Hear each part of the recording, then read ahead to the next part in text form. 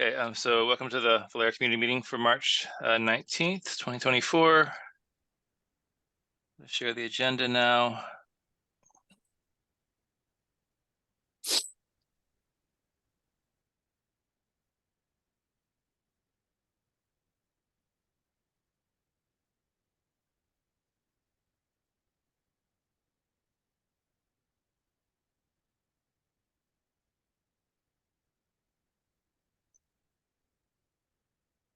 Okay, so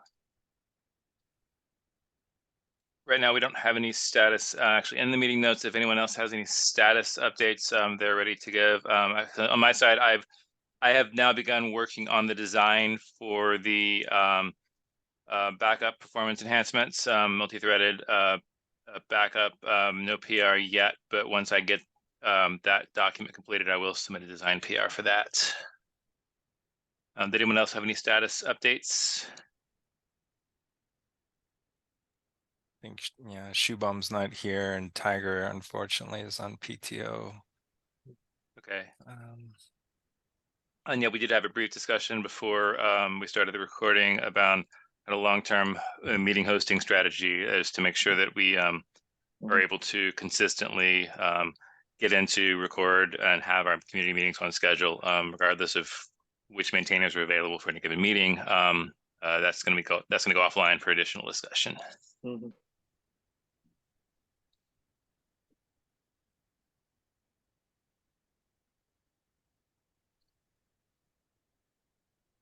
I've seen some design proposal from Tiger.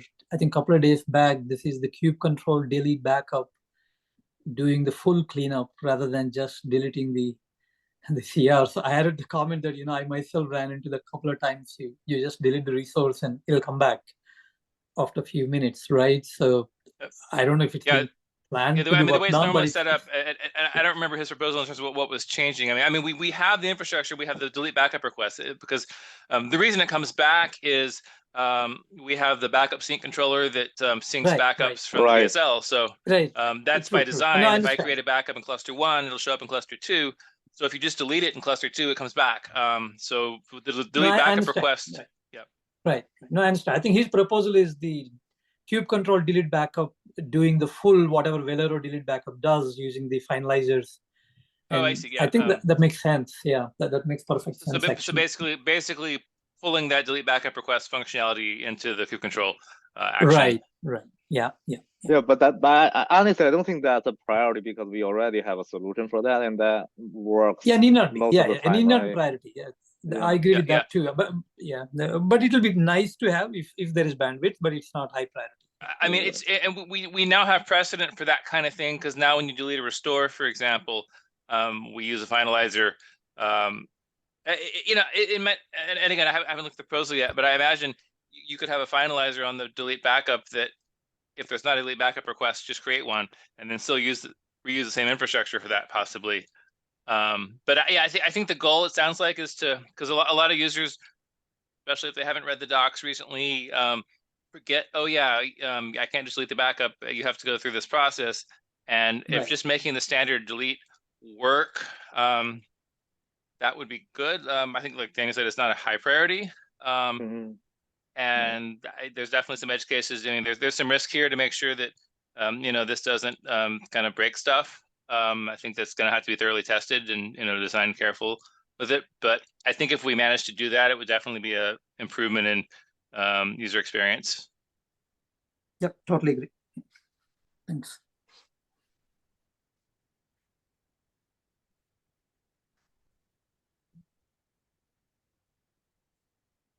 And did anybody else have any discussion topics or status updates?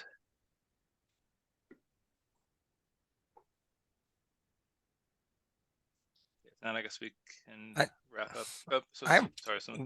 Sorry, this might be a silly question, and you guys can say we don't want to answer this, but from a community perspective, when Velero is tasked with a full cluster backup, I'm just wondering if there are clusters and the various types of applications, operators, Helm deployments, whatever that you have on your cluster, if there are some clusters where that is easier and just kind of works, or if there's some clusters that have particular kinds of apps, configurations, operators, Helm deployments, etc., where that is particularly messy.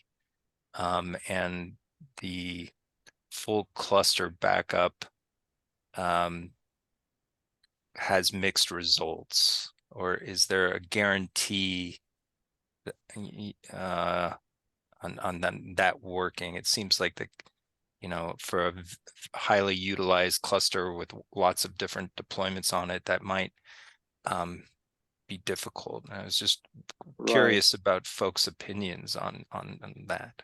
Yeah, I think from my observation is that when there are CRs, the result may be quite unpredictable, unfortunately, depending on how the controller works, and we see mixed result, like you said. Okay, and is like yeah, go ahead, Scott. I was going to say, and again, I kind of where you're coming from this. I know, like on the ODP side, is we tend to focus on the namespace specific backups for that reason, because there's a lot we're not sure about. There's a lot of infrastructure namespaces that we're pretty sure we don't want to try to use Velero to backup. It is worth noting that for users that might only have a small number of namespaces where backup is problematic. And like an obvious thing of the Velero namespace itself, for example, is that we do have the exclude namespaces field. So even if you're doing a whole cluster backup, you can provide a list of namespaces to not include in that backup. And that would work in use cases where most namespaces are fine, but you've got some infrastructure namespaces that they're always there, or some specific applications that don't back up well with Velero, and that would allow you to back up most of the namespaces, but eliminating the ones that have been problems. Right. And Raghu, I know that this is like a feature in Cloud Costs, I believe, and I wonder, like you might even have statistics in the pass failure rate for customers in doing full cluster clones or backup and restores, anything like that? Right. No, we do have this full cluster migration and replication functionality where we can even create the cluster from scratch. So a lot of things work well, but based on my experience there, and even on the Velero Slack itself, because I'm actively interacting with people, there are a few cases where people reported, some issues.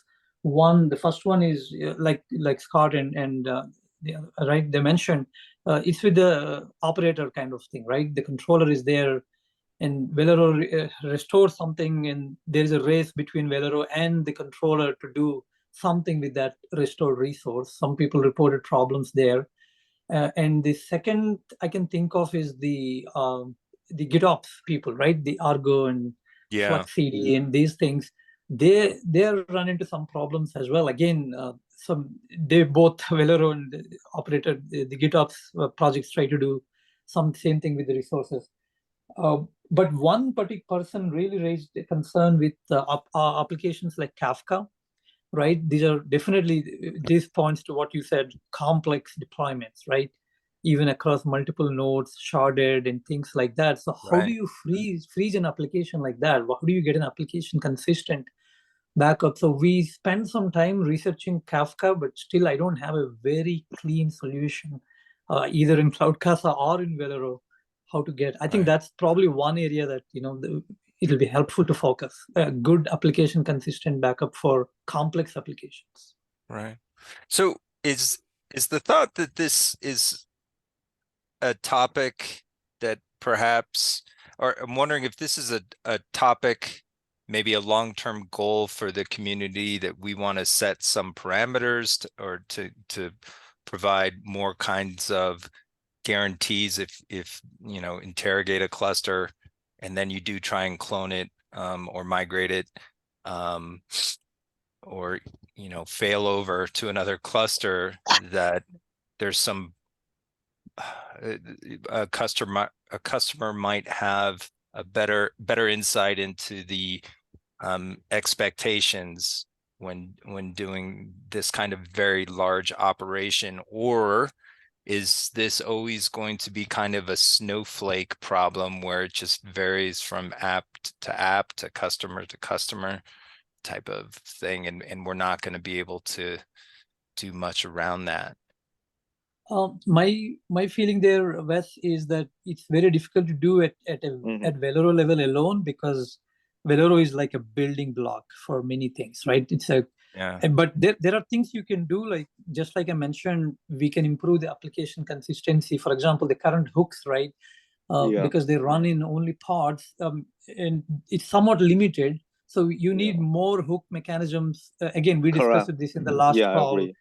At the job level, right? So that gives you more flexibility. So we should add those things at Velero level, but when it comes to the complete migration, it's going to be beyond the scope of Velero, in my opinion. Yeah, totally agree.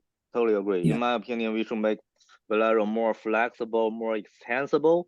But you know, we cannot make it like magically solve all the problems. Yeah, we need users' intervention to, you know, build things around Velero to make the whole backup and resource solution work for their app by adding plugins and hooks. So I think what we need to do is add more types of hooks, more types of plugins to make it more flexible and extensible. That's my opinion.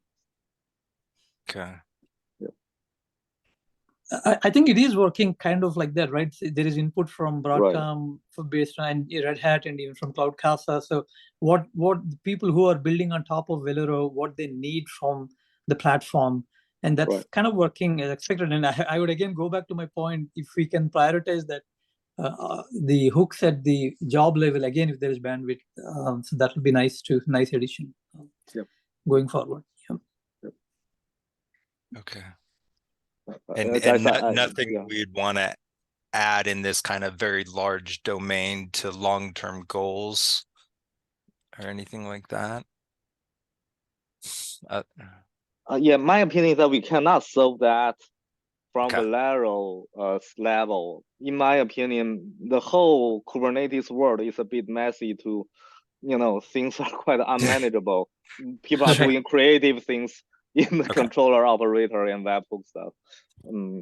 So I don't think, without even driving the programming model in Kubernetes, you need to architect your application in a certain way so that it's friendly to Velero. But I don't think that's possible. It's really, we try to write some paper or proposal to KubeCon, but it's never accepted. So I'm not very optimistic about it.